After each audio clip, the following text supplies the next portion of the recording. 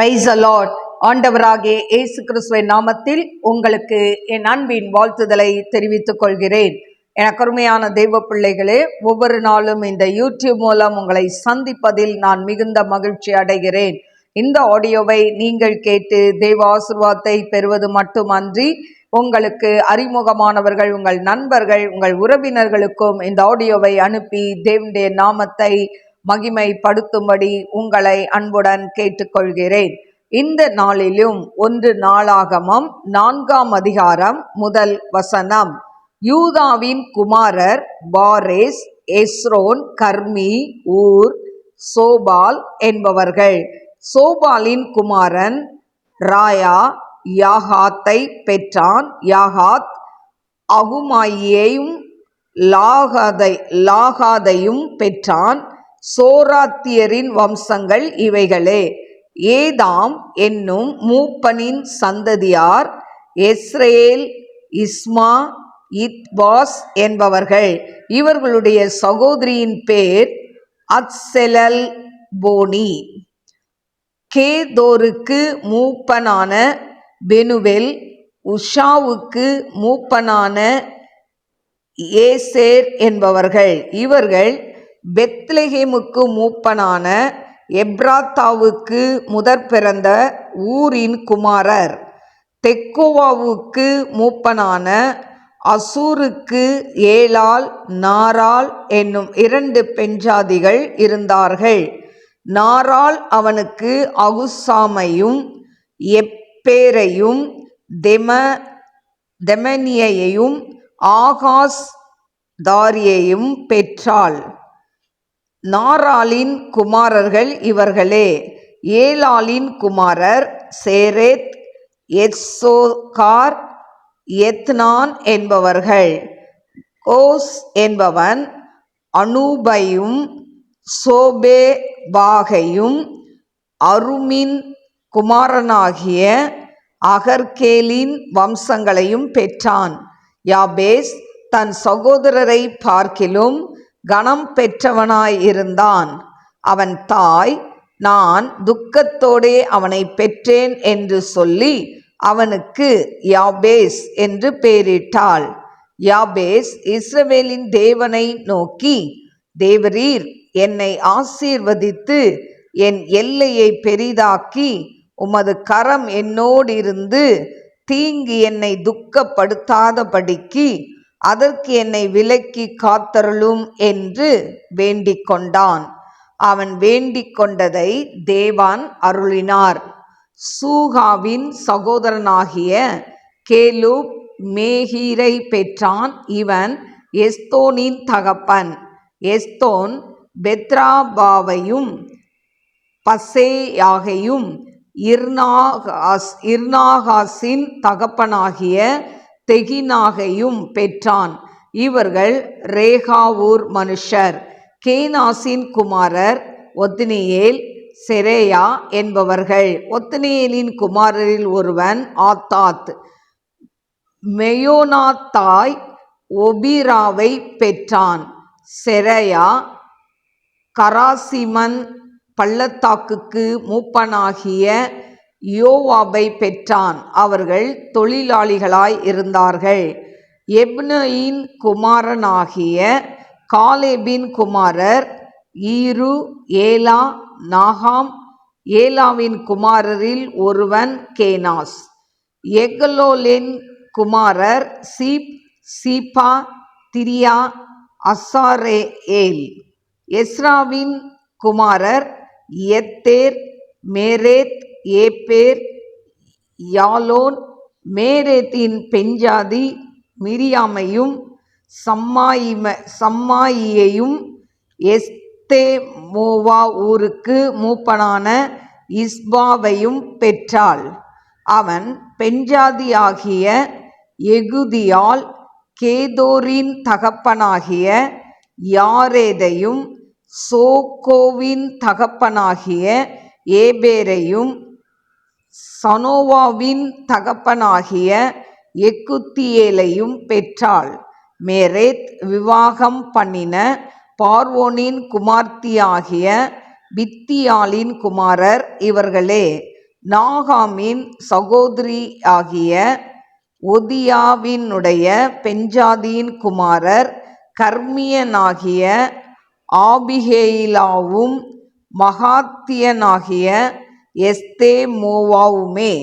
சீமோனின் குமாரர் Amnon, Rinnah, Benhanan, Tilon என்பவர்கள்.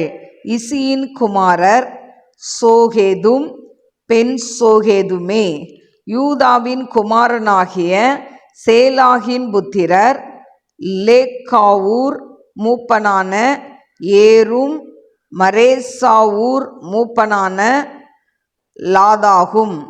மெல்லிய புடவை நெய்த அஸ்பெயா வீட்டு வம்சங்களும் யோயாக்கீமும் கோசேபாவின் மனுஷரும் மோவாபியரை ஆண்ட யோவாஸ், சாராப் என்பவர்களும் யசுபிலேகேமுமே. இவைகள் பூர்வ காலத்தின் செய்திகள். இவர்கள் குயவராயிருந்து நெத்தாயிமிலும் கெதேராவிலும் குடியிருந்தார்கள். ராஜாவின் வேலையை விசாரிக்கிறதற்கு அங்கே வாசம் பண்ணினார்கள்.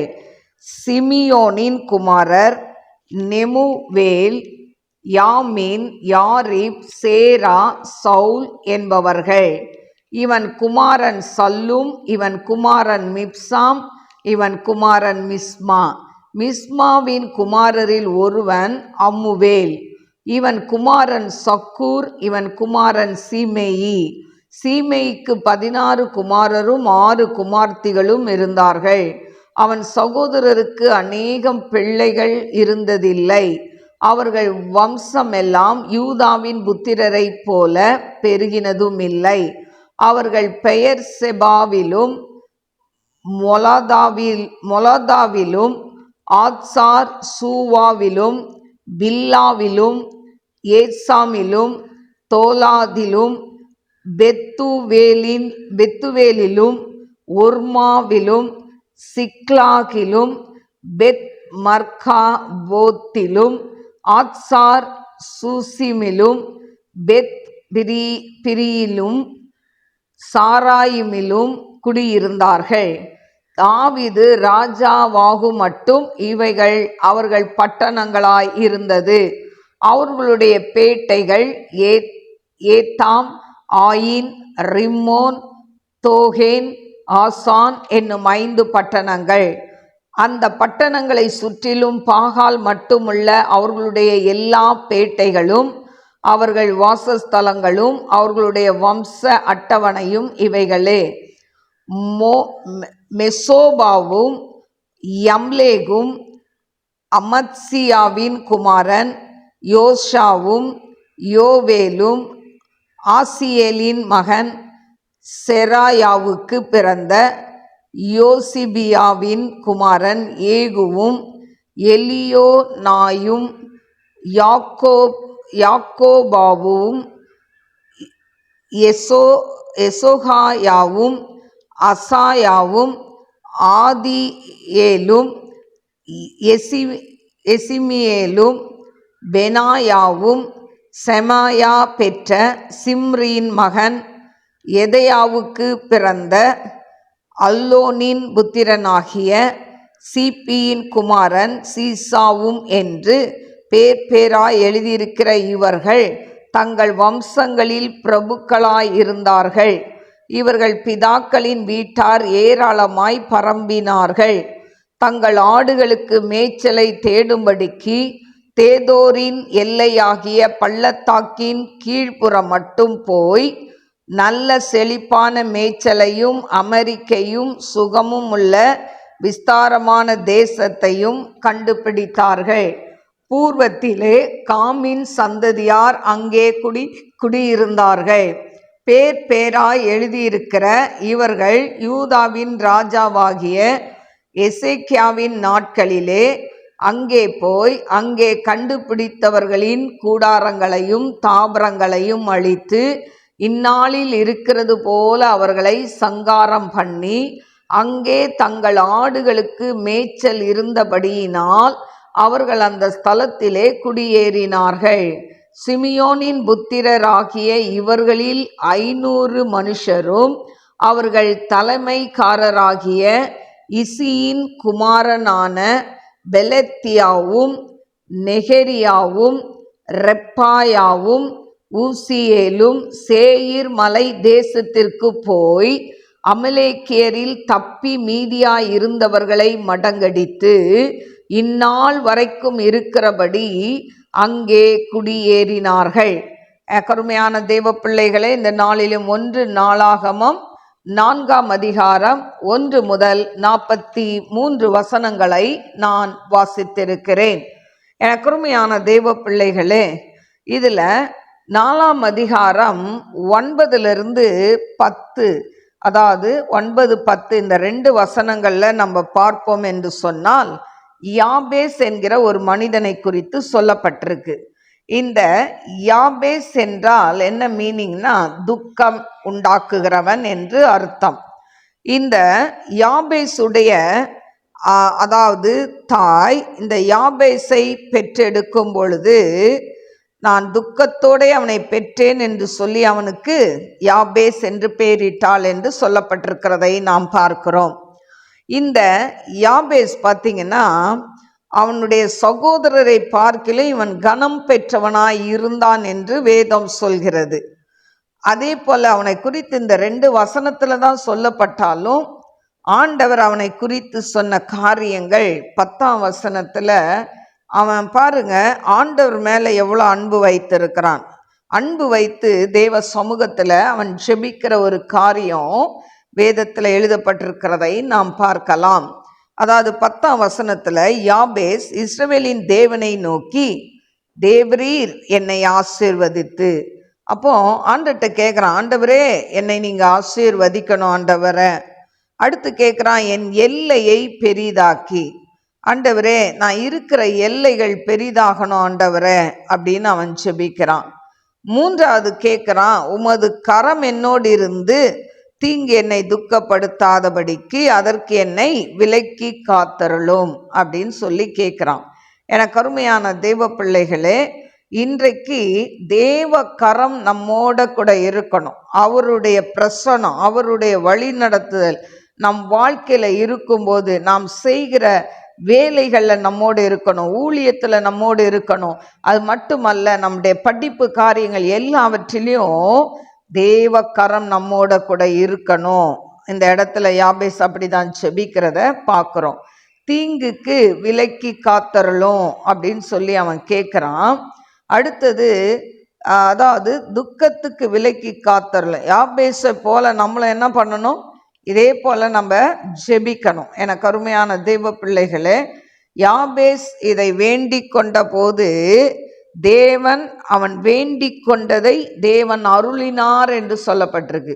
இன்னைக்கும் யாபேஸை போல நாமும் ஜெபிக்கும் பொழுது ஆண்டவர் நம் ஜெபத்தை அவர் கேட்கிறவராய் இருக்கிறார்.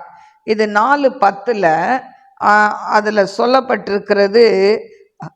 அதாவது தேவரீர் என்னை ஆசீர்வதித்து என் எல்லையை பெரிதாக்கி உமது கரம் என்னோடு இருந்து தீங்கு என்னை துக்கப்படுத்தாதபடிக்கு அதற்கு என்னை விலக்கி காத்தரலும்னு சொல்றான். இதே போல ஆண்டவராகிய இயேசு சீடர்களுக்கு கற்றுத்தந்த விண்ணப்பத்துல தீமை நின்று ரட்சித்து கொள்ளும் அப்படின்னு இருக்கிறத நம்ம பார்க்கலாம். அப்போ தீமையாகிய சாத்தானும் அவன் தூதர்களும் பல விதங்களில் இன்னைக்கு மனுஷர்கள் மூலமாக, நமக்கு அறிமுகமானவர்கள் மூலம், நம்மளுடைய குடும்பத்தில் உள்ளவர்கள் மூலமாக நம்ம பல வழிகளில் அவன் துன்புறுத்துகிறதை நாம் பார்க்கிறோம். அதனால தான் இந்த இடத்துல அவன் சொல்கிறான், தீங்கு என்னை துக்கப்படுத்தாதபடிக்கு அதுக்கு தீங்குக்கு என்னை விலக்கி காத்து கொள்ளும் அப்படின்னு ஜெபிக்கிறத பார்க்குறோம். ஆனால் இது மட்டும் தீங்கு அல்ல. நம் வாழ்க்கையில் நமக்குள்ள பல ஆசைகள், இச்சைகள், பொருளாசை, பெருமை, பொறாமை, இப்படி பல தீங்கான காரியங்களுக்கு நம் இருதயத்தில் இடம் அளிக்காமல் நம்ம என்ன பண்ணணும், ஆண்டவரே இப்படிப்பட்ட காரியங்கள்லாம் எனக்கு வரக்கூடாது, இந்த தீமையான எண்ணங்கள் எனக்குள்ள வரக்கூடாதுன்னு சொல்லி நம்ம என்ன பண்ணணும், ஆண்டவருடைய கிருபைக்காய் நாம் ஜெபிக்க வேண்டும். எனக்கு அருமையான தெய்வ பிள்ளைகளே, அப்போ இந்த நாட்கள்ல இந்த 4ஆம் அதிகாரத்துல யாபேசுடைய ஒரு விசேஷித்த ஜெபத்தை நாம் பார்க்கிறோம். இன்னைக்கு நாமும் இந்த யாபேசை போல நாம் செபித்து தேவனிடத்தில் ஆசீர்வாதத்தை பெற்றுக்கொள்வோம். நாம் கண்களை மூடி நாம் செபிக்கலாம். ஸ்தோத்திரிக்கிற ஆண்டவரே, மகா பரிசுத்தமுள்ள நல்ல தகப்பனே, உமக்கு ஸ்தோத்திரிக்கிறப்பா. யாபேசை குறித்து 2 வசனத்துல மட்டும் சொல்லியிருந்தாலும் அவன் செய்த ஊக்கமான ஜெபத்தை குறித்து நாங்கள் பார்த்தோம். ஆண்டவரே ஏசப்பா, உமக்கு ஸ்தோத்திரிக்கிறேன், துதிக்கிறேன் ஆண்டவரே.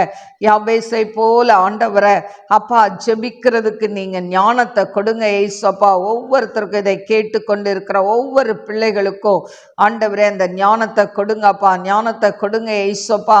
ஆண்டவரே உமக்கு ஸ்தோத்திரிக்கிற ஒரு அர்த்தமுள்ள ஜெபத்தை அவன் செய்திருக்கிறத நாங்க பார்க்கிறோம். ஆண்டவரே ஏசப்பா, நீங்க அவன் ஜெபத்தை கேட்டீங்கன்னு சொல்லப்பட்டிருக்கேப்பா. இந்த நாளிலேயும் ஆண்டவரே அப்பா, இதை கேட்டுக்கொண்டிருக்கிற அருமையான சகோதர சகோதரிகள் உடைய சமூகத்துல அப்பா என்ன விண்ணப்பம் பண்ணி கொண்டு இருக்கிறார்களோ ஆண்டவரை அவங்களுடைய வேண்டுதலுக்கு நீங்க பதில் கொடுங்கப்பா. அவங்க விண்ணப்பத்துக்கு பதில் கொடுங்க ஏசப்பா. நெடுநாள் காத்திருப்பது இருதயத்தை இழைக்க பண்ணும், விரும்பினது வரும்பொழுது ஜீவ விருட்சம் சொன்னீங்களேப்பா. அவங்க விரும்பின காரியங்களை நீங்க வாய்க்க செய்யுங்க டேடி. ஆண்டவரே மா நந்தியோடு ஸ்துதிக்கரபா தீரபா லபா கரபா தீபா லபா கரபா ரீ மா கரபா ஓ ரபா கரபா தீபா லபா கரபா ரிகாத நாய் கரபா தீரபா கரபா ஓ ரபௌலியா கரபா. அப்பா இந்த வேளையில கூட கத்தாவே அப்பா இதை கேட்டுக்கொண்டு இருக்கிற ஆண்டவரே யாரா இருந்தாலும் ஆண்டவரே என்னென்ன சூழ்நிலையில கேட்டுக்கொண்டு இருந்தாலும் அவங்க மனதில் இருக்கக்கூடிய பாரங்கள் சஞ்சலங்கள் ஆண்டவரை எல்லாவற்றையும் நீங்க தூக்கி எடுத்து போடுங்க ஏசப்பா. ஆண்டவரே அப்பா உமக்கு ஸ்தோத்திரிக்கிற துதிக்கிற பிள்ளைகளுடைய கூடாரத்தை நீங்க பாதுகாத்து கொள்ளுங்க ஏசப்பா. ஆண்டவரே அப்பா தேவனை யாபேஸ் ஜெபித்தது போல தேவரீர் என்னை ஆசீர்வதித்து உம்முடைய பிள்ளைகளை ஆசீர்வதிங்கப்பா. அவங்க எல்லைகள் பெரிதாகட்டும், உங்க கரம் உம்முடைய பிள்ளைகளோடு கூட இருக்கட்டும் ஆண்டவரே. தீங்குக்கு விலக்கி பாதுகாத்து கொள்ளுங்க ஆண்டவரை. அப்பா உம்முடைய அன்பின் கரத்துல தாழ்த்தி ஒப்பு கொடுக்கிறப்பா. வீண் விரயங்கள் பண விரயங்கள் குடும்பத்துல வராதபடி உம்முடைய பிள்ளைகளை வேலி எடுத்து பாதுகாத்து கொள்ளுங்கப்பா. டிப்ரெஷன்ல இருக்கிற பிள்ளைகளுக்கு விடுதலையை கொடுங்க, வேலையில்லாத பிள்ளைகளுக்கு வேலையை கொடுங்க, குழந்தைக்காக காத்திருக்கிற பிள்ளைகளுக்கு குழந்தை பாக்கியத்தை கொடுங்க அப்பா. குடியிலையும் கஞ்சாலையும் வேசித்தனத்திலையும் அடிமையா இருக்கிற பிள்ளைகளை அதிலிருந்து தூக்கி நிறுத்துங்க ஆண்டவரை. விடுதலையை தாங்கப்பா. குடும்பங்கள்ல சமாதானத்தை கட்டளையிட கணவன் மனைவி பிள்ளைகள் பெற்றோர்களுக்குள்ள சமாதானத்தை கட்டளையிடுவீராக டாடி.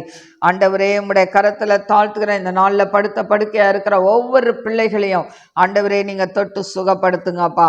உடைய அன்பின் கரத்துல தாழ்த்தி ஒப்பு கொடுக்கிறேன். நீரே பொறுப்பெடுத்து வழி நடத்தும். இயேசுவின் நாமத்தில் கேட்கிறேன் பிதாவே, ஆமென். God bless you. God bless you.